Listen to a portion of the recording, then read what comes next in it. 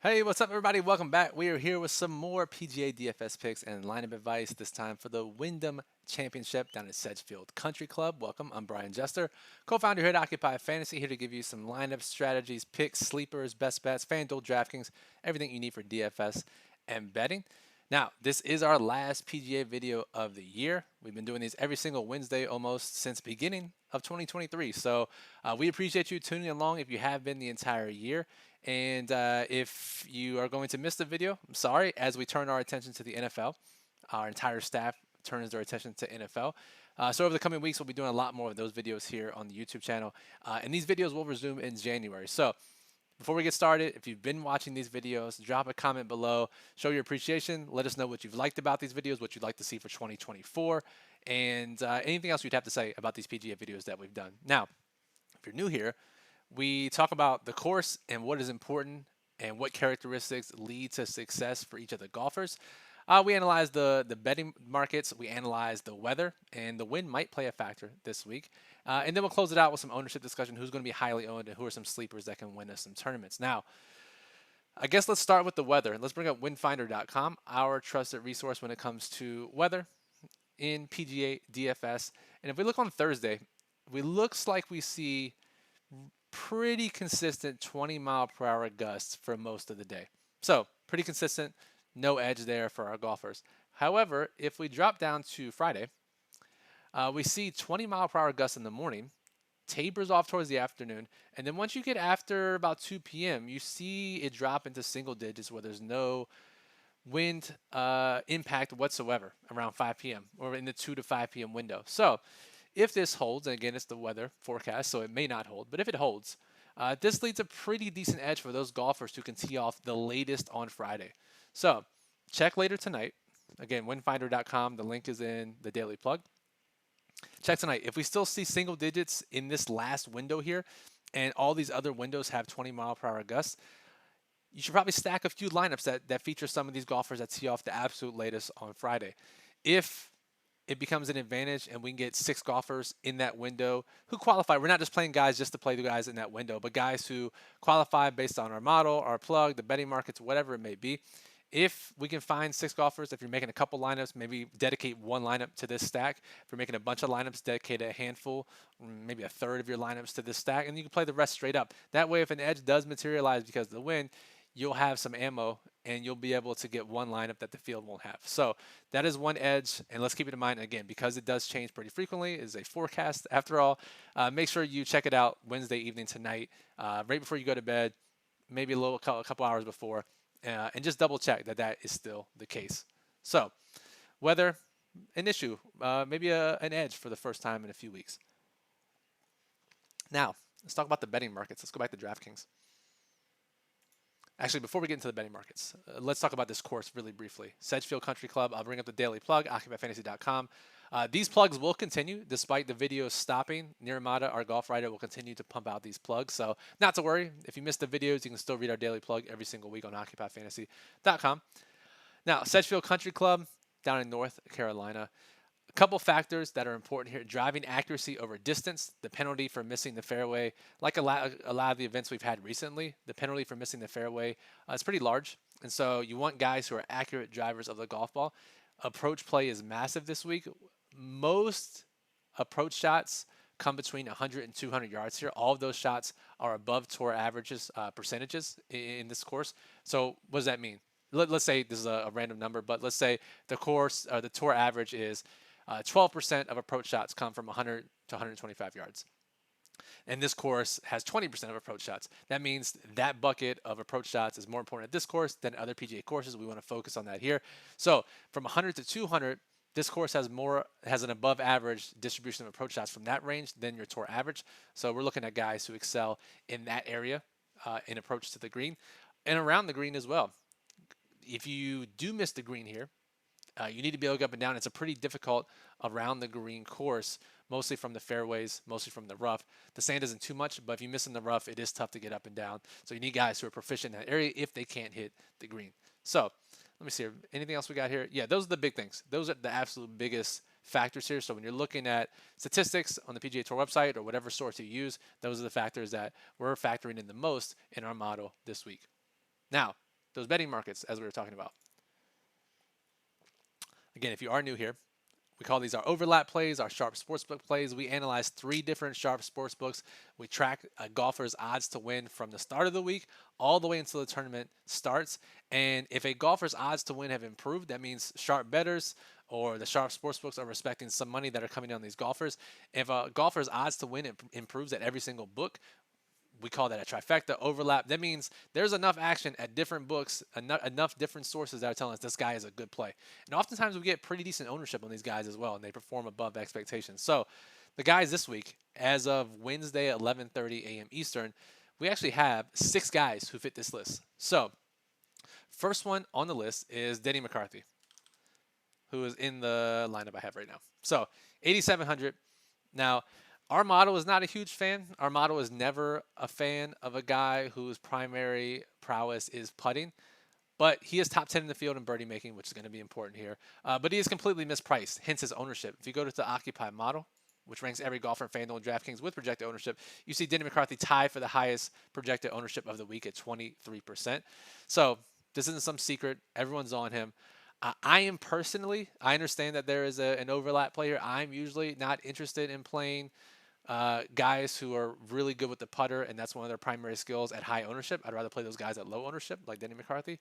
But it's hard to argue with the mispricing. If you sort by DraftKings salary, this is the best way to see quote-unquote mispricing. And we look at Denny McCarthy. Let me scroll down here so make sure you can see all of this. Okay. So you see Stefan Jaeger, Cam Davis. They're both plus 4,000 to win the tournament at our partnered sportsbook of Sugar House, and they're $8,800 and $8,700 respectively on DraftKings. Let me see here. Where am I looking? Denny McCarthy, where'd you go? Right here, 8,700. Okay, so 8,700. He is just plus 2,500. So while those guys are 4,000 above him, he's just 2,500. You look at the golfers below him: Aaron Rai, Byung-Hun An. They also have larger odds to win. So McCarthy sticks out like a sore thumb when you look at odds to win, which is why his ownership, it is a big driver of ownership in PGA DFS. So it's no surprise to see him at one of the most popular golfers giving that mispricing. I'll say our model's not a fan. And if I had to choose fade or play 100%, I would fade just given the ownership. But given the fact that he's a trifecta play and overlap play, it gives a little more confidence into those into that highly owned golfer. All right, next on the list, let's go back to DraftKings. Next on the list, we have Alex Smalley.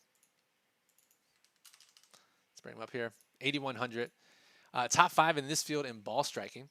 Top player in the field. He's one of the top players in the field in that approach bucket we talked about, 100 to 200 yards.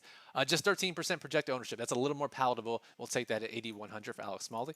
Next on the list, we have Adam Hadwin, who we were big on last week. A little disappointing. 8K this week. Top 25 in this field in fairways gained. We talk about the importance of driving accuracy at this field. He is just 9% projected ownership. Now we're talking. Now we're getting some guys under 10% trifecta plays. These are the guys that we love to hammer. So we got McCarthy, Smalley, Adam Hadwin. Next we have a 1% play, Sam Bennett. We talk about high long-term ceilings on this show, and in the Daily Plug, we try to get ahead of those guys. Bennett's certainly one of the more impressive younger guys on tour. He is top 35 in the field in driving accuracy, despite the limited number of starts he's had. Just 1% projected ownership. Don't have to get too crazy with a guy like Bennett, but it can be a true differentiator in your lineup. Another 1%er is Ryan Palmer, if I can type his name in correctly. 7K on DraftKings, 1% projected ownership, top 25 in the field in ball striking. We talked about the importance of approach play and strokes gained off the tee. Then Ryan Palmer is a guy here at 7K, just 1% projected ownership, and the betting markets are all over him. Finally, we have Brendan Todd, who our writer Nirmata wrote about in the Daily Plug. Oh, he's already in my lineup here. Nirmata actually called him one of the best GPP plays you could possibly find. Go read the plug for reasons why, in addition to what I'm about to say. But he's top 10 in the field in birdie making, top 10 in the field in fairways gained, top 10 in the field in strokes gained around the green, and he's just 8% owned. What more could you ask for? Now we get the justification with an overlap trifecta play. Literally everything adds up for Brendan Todd. He's just 8% owned. We'll see if that ownership creeps up a little bit. We'll do a final ownership update tonight. But either way, he's going to, at most, he'll be 10%. And he checks pretty much every single box that we're looking for in this course and in general for PGA DFS high-risk lineup. So Brendan Todd rounds out the overlap play list this week. All right, we'll close out the show with some ownership discussion. Let's bring up the model again. And before we discuss these individual golfers, make sure you're subscribed to the channel. Again, if you play golf, that's great. If you play NFL DFS, even if you don't, NFL preseason is around the corner. It starts tomorrow. We're going to have videos every single slate for NFL preseason DFS. It's one of the most profitable times of the year because of the huge information edge that we can gain. And our daily plugs are just magnificent. Our entire team works on them, and we find some true edges, and we already have a wealth of knowledge when it comes to preseason DFS, so you won't want to miss those videos. So make sure you subscribe to our channel here on YouTube. Make sure you subscribe to OccupyFantasy.com. And just as one last favor, make sure you give us that thumbs up. Show us the support, shows you like these videos, and that you want to see these videos back in 2024. Now, highest owned golfers of the week, just a couple over 20%. We have Matsuyama, McCarthy, JT Poston, 20% above. A few more 15% or higher. Any that stick out is guys we don't want to play. Not necessarily. No super cheap guys. If you remember, was a couple weeks ago, Austin Eckroat, we mentioned as a super cheap guy that we generally try to fade despite all of the factors working in his favor. No real guys like that this week, so I think you can play most of the top guys pretty straight up. Aside from McCarthy, who I did mention as a potential fade despite the overlap, if you want to play him, you're not going to get any pushback from me.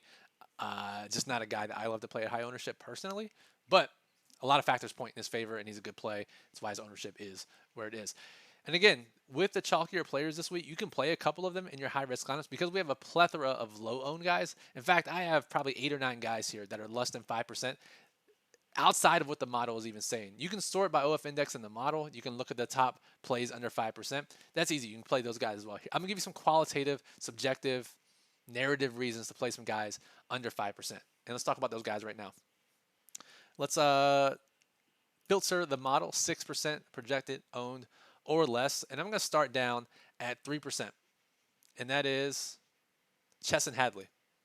Let me make sure you guys can see this all the way first. Yeah, you can see everything. Okay, so Chesson Hadley, 3% projected ownership. Good course history here. He's from this area if you're into that kind of thing. And again, if narratives are driving ownership, like Webb Simpson this week, who named one of his offspring after this course, then and their ownership becomes prohibitive, that's when you want to kind of fade the narratives. But if we can find some subjective reasons to play low-owned guys, that's when we want to jump on those. And a guy like Hadley, who has been on record saying he likes this course, he grew up in this area, has a lot to play for, a good course history here. At 3%, those are the guys we love to play and look at narratives. Next, we have Mackenzie Hughes. He has 2% projected ownership. I can just scroll down here for you guys. Mackenzie Hughes, one of the comparison courses, given the architect, is Sanderson Farms. Mackenzie Hughes won at Sanderson Farms, putts well on these types of greens. He's just 2% projected owned, things we love to see for sure. Next, we have Martin Laird, who we mentioned a few times on this show throughout the season, has disappointed more often than not, admittedly. But he was actually first in the entire field last week in driving accuracy, finished second. And after his round, he talks about how much he loves this course, how much he looks forward to the Wyndham Championship here at Sedgefield. He's just 2% projected ownership. So again, we get guys on record saying they like a course and they're low owned. We're going to jump on that in a high risk contest. Next, we have David Lingmerth, who did withdraw last week. So let's keep an eye on that. If I can find him here. There he is. Let's keep an eye on that. Not that it would have helped if we had Cameron Champ last week. My God, who withdrew after lock. Not great. Lingmerth sounds like he's good to go this week. He's 1% projected to own, top 10 in this field, and driving accuracy. So fits one of the characteristics that we look for. Next, we have Tyler Duncan. And here he is, 1% projected ownership. He's top 15 in the field in driving accuracy. I mean, we get guys that can get it in the fairway. You're in a good spot here. And if they're going to be 1% owned, we'll take shots on those guys in our tournaments. Finally, I have 3 0% projected owned guys that you can play. 0%. They're going to be like 0.2%, 0.4% in your large field GPPs. These aren't guys you're playing in your small field contests. You're not playing them in your cash games. But you want a differentiator that if they finish top 5, you're going to, and you have a 6 out of 6, you're going to be really likely to be in contention on Sunday for a GPP win. Here are 3 guys. We have Trey Mullinax. I'm not going to scroll through all the 0% guys. I'm just going to type their name in here. 0%. He was really hot last week, right? Started off pretty hot, but had some really bad blow-up holes. And if he can avoid those blow-up holes and can continue his red-hot scoring streak that he had last week, 0%, we'll take that at 6,500 on DraftKings. Next, Max McGreevy. I mean, we're really digging deep here for some guys. 0%, 6,400. He is on record saying he loves this course. His history in this area proves that he plays better in this area than he does elsewhere. There's a reason he's 6,400 and 0% owned. But again, we're going to rely on these guys. Listen to what they tell us. If they're high owned and then those are drivers, we're going to ignore. But if we can find reasons to play low owned guys, we'll do that every single week of the year. 0% Max McGreevy. Finally, Jason Duffner. Oh, yeah, he's 0%. He's 6,300. Typically, this dude is probably putts as well as I do. And I will give you some insight. I don't putt very well at all in real life. Duffner putted about as well as I have for most of his career. But he's actually gained in putting in his last 3 events. Now, is that coincident? Is it fluky? Or has he found something and changed something? We don't know. But we're willing to take a gamble on that. Again, if he was 15% and all the people were playing him and betting him because, oh, he's changed his putter, okay, then maybe we fade that based on the other 10 years of history. But if we're picking up on something that the field is not picking up on, even if he's 0%, 1%, that could be a potential edge. So is it worth a shot? Yes, I do think so in high-risk contests. So there's 7, 8 guys, super low-owned. There are plenty of other low-owned guys in our daily plug at occupyfantasy.com. Plenty of low-owned guys in the model that you can sort by OF index and find. And then we'll finalize the Sharp Sportsbook overlap plays. I gave you 6 names earlier. We'll see how that list shakes out by 8 p.m. tonight, roughly. And I'll post the final list in our Discord server, occupyfantasy.com/Discord. So even if these videos are done, that doesn't mean you have to be on your own for PGA DFS for the rest of the year. We still have the daily plug. We still have the Occupy model. Still have our lineup builder where you can build 300 lineups. And we have our Discord. Happy to chop it up with you and chat with other members of our community about your PGA DFS lineups through December. And then these videos will resume back in January. So Brian Jester for Occupy Fantasy, thank you for listening. As always, thank you for following along. If you have been for the entire season, we super appreciate it. And if you're checking out until we resume these videos back in January, enjoy your fall and winter. But I have a good feeling that most of you will be back either for our NFL videos or just in our Discord server. So if not, I'll see you around. Good luck this week.